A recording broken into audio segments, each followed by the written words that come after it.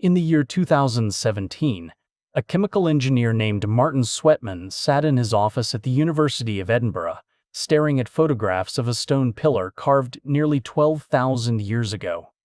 The pillar depicted a vulture with outstretched wings, a scorpion, strange birds, a headless figure, and a round disc hovering above it all.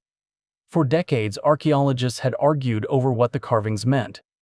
Some said it was a map to the afterlife. Others called it a scene of ritual and myth. But Sweatman saw something no one had considered. He saw a date.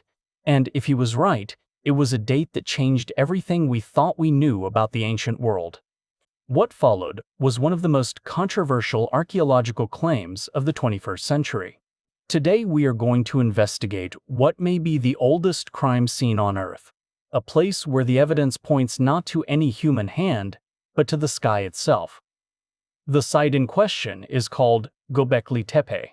In Turkish, the name means potbelly hill, a strangely humble name for what is arguably the most important archaeological discovery of the modern era.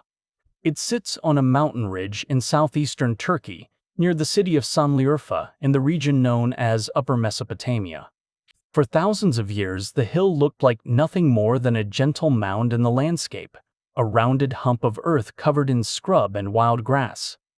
Local farmers had plowed over it for generations. In the early 1960s, a joint survey by the University of Istanbul and the University of Chicago noted the site but dismissed it as a medieval cemetery. The stones poking through the soil were assumed to be simple grave markers, and the site was catalogued and forgotten. It would remain forgotten for another 3 decades. In 1994, a German archaeologist named Klaus Schmidt visited the hill. Schmidt had spent years working at Navali Quarry, another Neolithic site in the region, and when he saw the broken limestone slabs scattered across the surface of Göbekli Tepe, he immediately recognized them for what they were. These were not grave markers. They were the tops of massive T-shaped pillars, the same style he had seen at other pre-pottery Neolithic sites, but on a scale that defied anything previously known. Schmidt began excavations the following year, and what emerged from beneath the soil would force the entire field of archaeology to rethink the story of human civilization. Beneath the hill lay enormous circular enclosures formed by rings of towering limestone pillars. The pillars stood up to 18 feet tall and weighed as much as 50 tons each.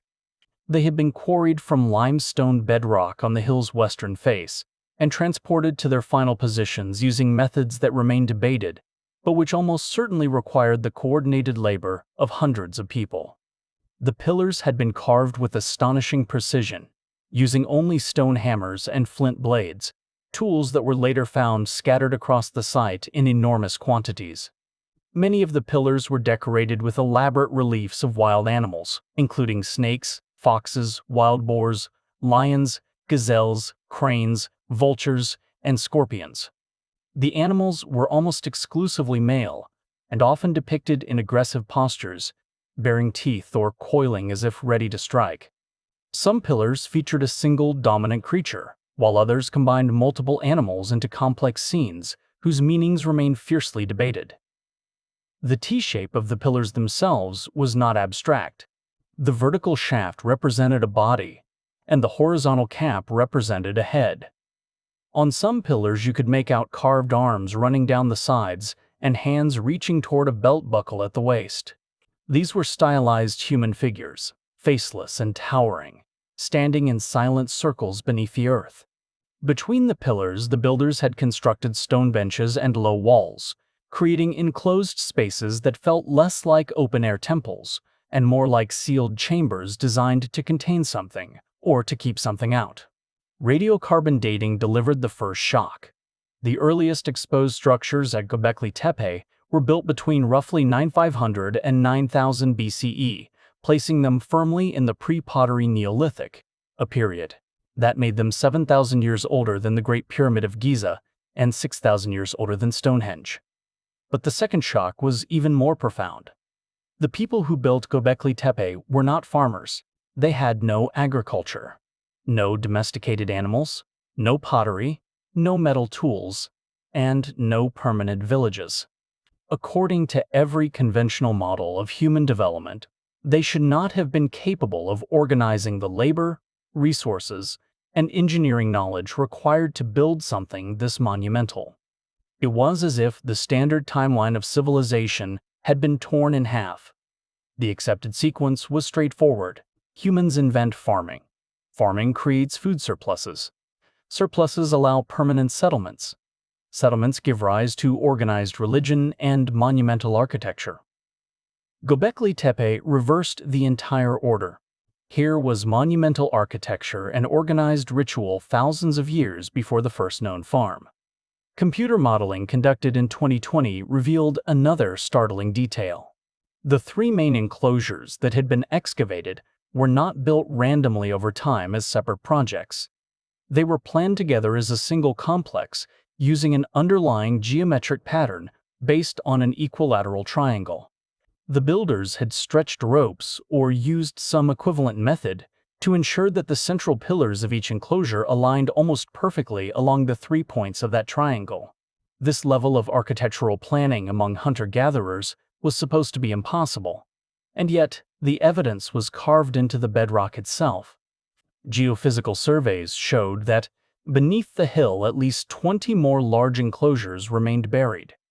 As of today, only about 10% of the site has been excavated. What lies beneath the rest of Göbekli Tepe remains one of archaeology's most tantalizing open questions. But the single feature that has generated more debate and controversy than any other is a carved pillar in one of the oldest enclosures. It is known as Pillar 43 and it stands in Enclosure D, embedded into the northwestern section of a rough circular wall. To the public, it is known by a more evocative name, the Vulture Stone. The pillar's surface is covered in an extraordinary tableau of relief carvings.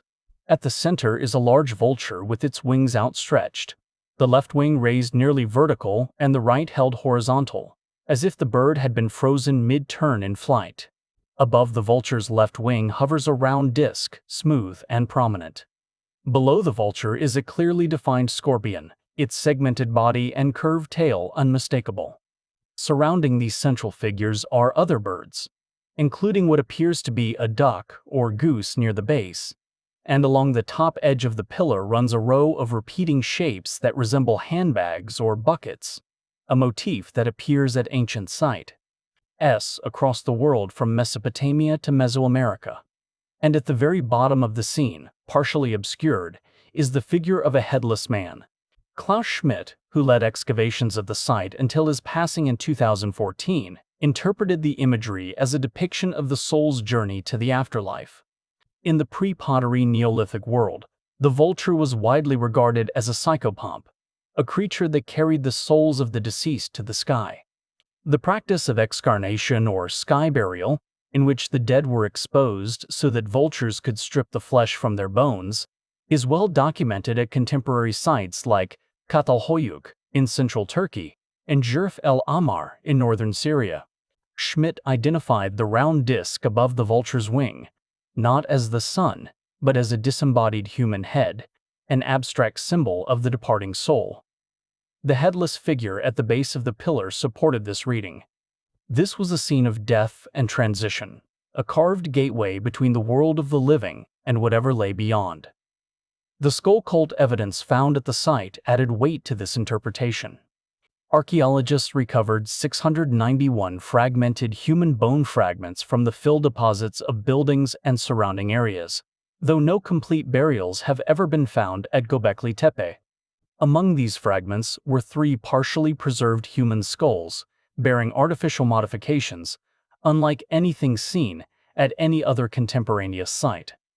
Deep grooves had been deliberately carved into the bone, and holes had been drilled through the cranium, possibly for suspension with cord. Whether these skulls belonged to revered ancestors or to defeated enemies remains unknown, but their presence confirmed that the treatment of the dead was central to whatever rituals took place on the hilltop. For nearly 2 decades, Schmidt's interpretation of the Vulture Stone went largely unchallenged, but in 2017, Martin Sweatman and his colleague Dimitrios Sikritsisi published a paper in the journal Mediterranean Archaeology and Archaeometry that proposed something radically different.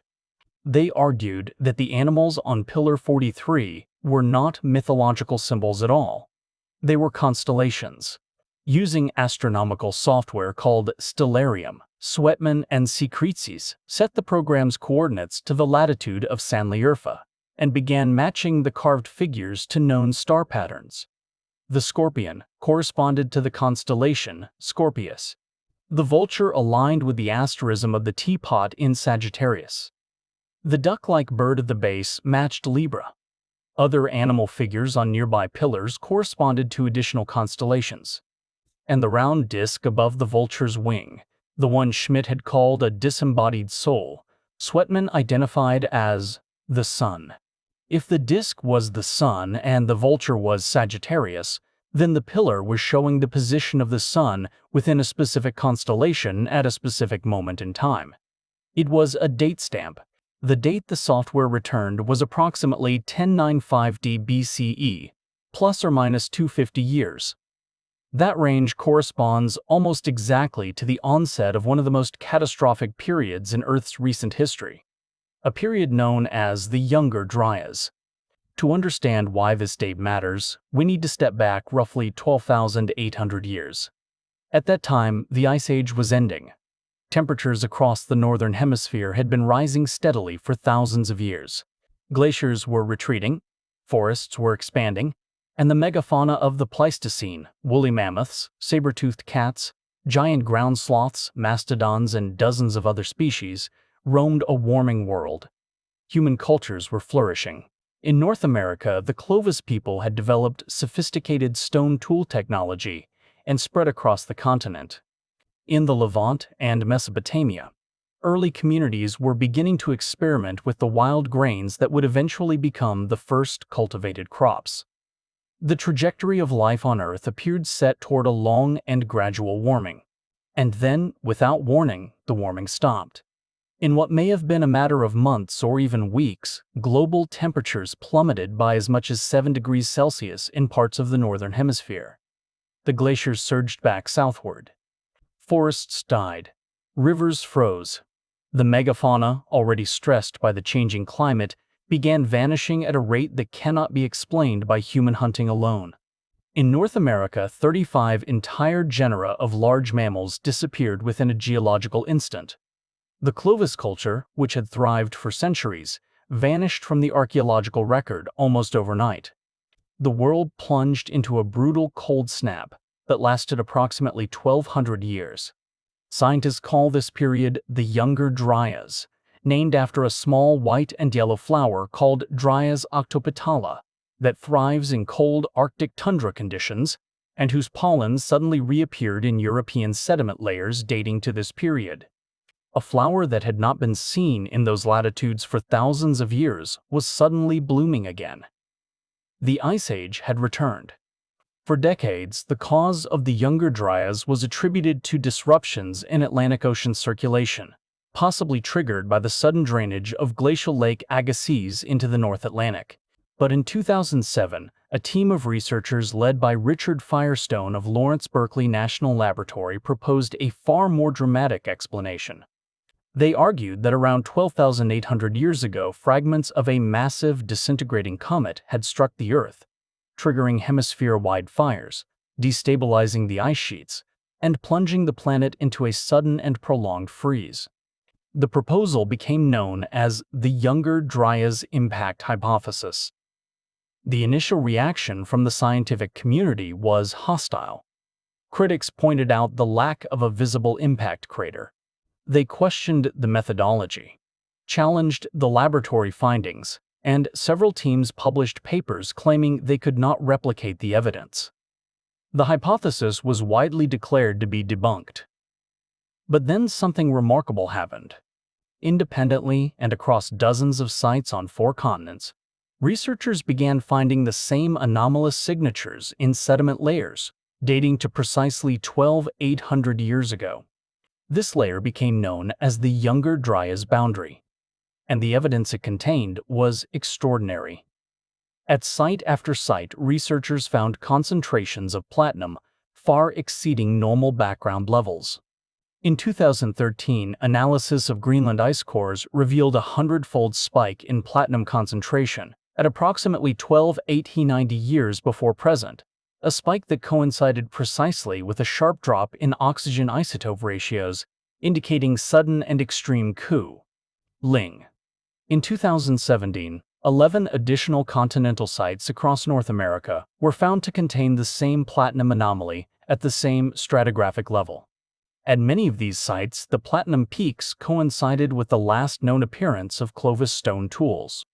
The layer also contained nanodiamonds, including a rare hexagonal form called lonsdaleite that is produced under extreme shock pressures and is commonly found in meteorites and at known impact craters. Magnetic microspherules, tiny metallic droplets that form when material is flash melted and then rapidly cooled in midair, appeared in abundance. Carbon spherules and glass-like carbon indicated massive, widespread burning. By 2024, the evidence had been confirmed at more than 50 sites spanning from Greenland to the southern tip of Chile, a distance covering roughly 35% of the Earth's circumference. But the single most dramatic piece of evidence came from a place less than 200 kilometers from Gobekli Tepe. Abu Hureyra was a prehistoric village on the banks of the Euphrates River in northern Syria, less than 200 kilometers from the hilltop where Gobekli Tepe would later be built. It holds a unique distinction in the archaeological record as the site containing the world's oldest known continuous sequence documenting the transition from hunting and gathering to the cultivation of crops. Before the catastrophe, Abu Hureyra was a thriving settlement. Its inhabitants gathered wild rye, lentils, and other grains from the fertile plains along the river. They hunted gazelle in such quantities that the bones of these animals make up the overwhelming majority of faunal remains at the site. The village had been occupied for thousands of years before the Younger Dryas event, and it continued to be occupied afterward, making it an unbroken record of human life across the boundary of catastrophe. Crucially, the site was excavated in the 1970s and 1980s, before it was flooded by the construction of Lake Assad, meaning the original sediment samples are all that remain. In the sediment layer dating to 12,800 years ago, researchers found peak concentrations of meltglass, nanodiamonds, microspherules, and charcoal. The meltglass was extraordinary. Chemical analysis revealed that it contained minerals that could only form at temperatures exceeding 2,200 degrees Celsius. Among these minerals was corundum, the crystalline form of aluminum oxide, which melts at approximately 2,044 degrees Celsius. There was mullite, which forms at around 1,840 degrees. And there was cesite, an iron silicide compound that melts at roughly 2,300 degrees. Sucite is exceptionally rare on the surface of the Earth, but it is commonly found in meteorites. The presence of all three minerals in the same glass fragments pointed to a single conclusion. The temperatures that created this glass were not produced by campfires, lightning strikes, or volcanic eruptions. They were produced by something far more violent. To put this in perspective, the research team compared the Abu Hureyra melt glass to a very specific material, trinitite. Trinitite is the glass that was created in the New Mexico desert during the world's first nuclear detonation, the Trinity test of July 1945. When the researchers examined melted quartz grains from Abu Hureyra under electron microscopy and placed them beside melted quartz grains from the Trinity site, the two were morphologically indistinguishable. Whatever happened above that village on the Euphrates 12,800 years ago generated temperatures and pressures comparable to a nuclear airburst. Approximately 40% of the Abu Hureyra glass contained carbon-infused siliceous imprints of plants, reeds, and grasses that had been flash incinerated and entombed in molten silica in an instant. The village, and everything in it, had been destroyed in a single blinding moment. So what was the weapon? What struck the Earth with such devastating force? The answer, according to a growing body of astronomers and physicists, lies in a structure that still exists in our solar system today. It is called the Taurid Complex. Approximately 20 to 30,000 years ago, A massive comet estimated at 50 to 100 kilometers in diameter entered the inner solar system and settled into a short-period orbit that brought it dangerously close to the Sun and to the Earth. Over thousands of years, this giant comet did not simply evaporate, it disintegrated. In a cascading hierarchy of fragmentations, it shed enormous pieces of itself, each fragment producing its own trail of smaller debris. The largest surviving remnant of this original comet is known today as Comet Encke, a relatively small body just over 5 kilometers in diameter that completes an orbit around the Sun every 3 years. But Encke is only the tip of the iceberg. Surrounding it in closely related orbits are at least 90 known asteroids, ranging from 1.5 to 5 kilometers in diameter, along with billions of tons of dust, pebbles, and boulders. Together, this vast field of cosmic wreckage is known as the Taurid Complex. Every year in late October and November, the Earth passes through this debris field, and we see the result as the Taurid meteor shower, a display of slow-moving but often spectacularly bright fireballs streaking across the autumn sky. In most years, only about 1% of Taurid meteors are fireballs. But in exceptional years, when Earth passes through a particularly dense concentration, the rate can climb to 7%, producing displays that light up the sky for weeks. For most people, it is simply a pretty light show. But the Taurid stream contains far more than dust. In 2021, researchers discovered 2 previously unknown asteroids hidden within the Taurid complex, measuring approximately 200 and 300 meters across respectively, objects large enough to devastate a region the size of a small country. In 1908, the Tunguska event, in which an object detonated in the atmosphere above Siberia with the force of several megatons and flattened millions of trees across more than 1,000 square miles, has been linked by trajectory analysis to the Taurid stream. In 1975, during a Taurid meteor shower, seismometers left on the lunar surface by Apollo astronauts detected impacts on the Moon. The Taurid complex is not a relic, it is an active and ongoing hazard. And astronomers have identified 2032 and 2036 as the next years when Earth will pass through the densest concentration of Taurid debris. Now, here is where the investigation circles back to Göbekli Tepe. Martin Sweatman did not stop with Pillar 43. In subsequent research, he and his team analyzed other pillars and enclosures across the site and found additional astronomical alignments. On 2 other pillars, they identified carvings that appeared to map the paths of the northern and southern Taurid meteor streams, as they would have appeared in the sky above Gobekli Tepe around 9530 BCE. The fox and boar symbols that appear repeatedly across the site corresponded to asterisms in the constellation Aquarius, the region of sky from which the Taurid meteors appear to radiate. In other words, the builders of Gobekli Tepe were not simply commemorating a past catastrophe. They were actively observing the meteor stream responsible for it. They were watching the sky for signs of its return. The V-shaped symbols carved on many of the pillars added another layer.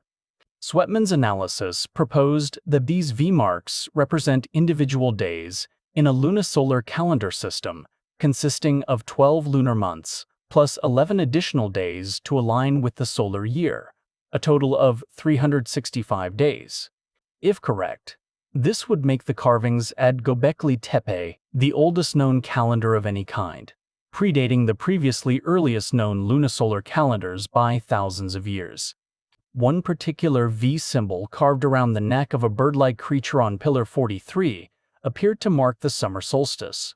Nearby statues found at the site and at the related site of Karahan Tepe bear similar V-shaped necklaces, suggesting a consistent symbolic system maintained across multiple locations and generations. This was not an isolated monument. It was part of something much larger. In recent years, the Turkish government's Tepeler project has identified at least 12 similar pre-Pottery Neolithic sites in the region surrounding Gobekli Tepe. The most significant of these is Karahan Tepe, located roughly 46 kilometers to the east. Karahan Tepe may be several centuries older than Gobekli Tepe itself. Over 250 T-shaped obelisks have been uncovered there, along with more than 30 dwellings, challenging the long-held assumption that these were purely ceremonial sites with no permanent residents. In September 2023, excavations at Karahan Tepe revealed a 2.3-meter-tall human statue, the oldest known realistic depiction of a human being ever found. A vulture statue was discovered alongside it. At Gobekli Tepe itself, a painted boar statue was unearthed sitting on a decorated pedestal bearing an H-shaped symbol, a crescent, 2 snakes, and what appeared to be 3 human faces. The statue carried traces of red, white, and black pigment, making it one of the oldest known painted sculptures in the world. Other sites in the network include Sayburk, Sefer Tepe, Harbetsuvan, and Kurt Tepezi, each yielding its own extraordinary finds. This was not one isolated hilltop shrine. This was a regional civilization, a network of interconnected ceremonial and residential centers built by people who were not supposed to exist. And then there is the most baffling mystery of all. After approximately 1,600 years of continuous use, Gobekli Tepe was deliberately buried, not destroyed, not abandoned, but carefully and systematically backfilled with thousands of tons of soil, rubble, and scattered human bone fragments. The process was incremental. Lower enclosures were interred first, while new structures were built on top. Pillars in some enclosures were crudely re-erected before being sealed away. Eventually, the entire complex was entombed beneath layers of packed earth. Klaus Schmidt confirmed this through stratigraphic analysis and radiocarbon dating of microstalagmites and microstalactites that had formed only after the artificial fill was in place. The same pattern of deliberate burial has been found at Karahan Tepe and other Tepeler sites. At Karahan Tepe, when dwellings were abandoned, the standing stones within them were deliberately toppled or broken before the structures were filled in. This was not an accident of nature or the slow accumulation of wind-blown sediment. Across an entire region spanning dozens of kilometers, an ancient people made the extraordinary decision to bury their most sacred monuments. Why? Some archaeologists believe it was a ritual act of desanctification, a process seen in many later cultures where sacred spaces must be neutralized before they can be abandoned. Others suggest that shifting cultural or religious beliefs made the old sites taboo. But there is a more unsettling possibility. If the people who built Gobekli Tepe did so in response to a catastrophic event, if it truly functioned as an observatory for tracking the cosmic threat that had devastated their ancestors, then the burial may have been something else entirely. It may have been preservation, a deliberate sealing of a message they knew future generations might need to read. Consider the evidence as a whole. A network of monumental sites built in the immediate aftermath of a cataclysmic event.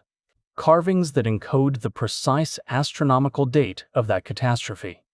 A calendar system sophisticated enough to track the passage of seasons and years. Repeated imagery mapping the specific meteor stream responsible for the destruction. Skulls carved with marks found nowhere else. And then the entire complex, buried with extraordinary care, preserved beneath the earth for 10,000 years until a German archaeologist with the right eyes happened to walk across it. And here perhaps is the most sobering detail of all. The Taurid Complex is still out there. Every autumn, the Earth still passes through its debris. The objects within it, including asteroids large enough to level entire regions, are dark, difficult to detect, and traveling at 30 kilometers per second. The fireball outbursts that astronomers have recorded in 2008, 2015, and 2022 are not anomalies. They are reminders. In 2032 and again in 2036, our planet is expected to pass through the densest portion of the Taurid swarm. The odds of a significant impact remain extremely low. But the builders of Gobekli Tepe would remind us that low probability is not the same as zero. The irony is almost poetic. By burying their monument, The builders ensured that it would survive virtually intact for 12 millennia, protected from the erosion, weathering, and human destruction that obliterated every other trace of their civilization. The areas of Gobekli Tepe that were left exposed above the surface were badly damaged by centuries of plowing and erosion. The areas that were buried remained pristine, the carvings as sharp as the day they were made. 90% of the site remains unexcavated. Dozens of enclosures lie sealed beneath the hill, their carvings untouched, their messages unread. Whatever else the Vulture Stone has to say, we have barely begun to listen. And somewhere out in the black between Mars and Jupiter, the remnants of a comet that may have ended one world continue their slow and patient orbit around the Sun.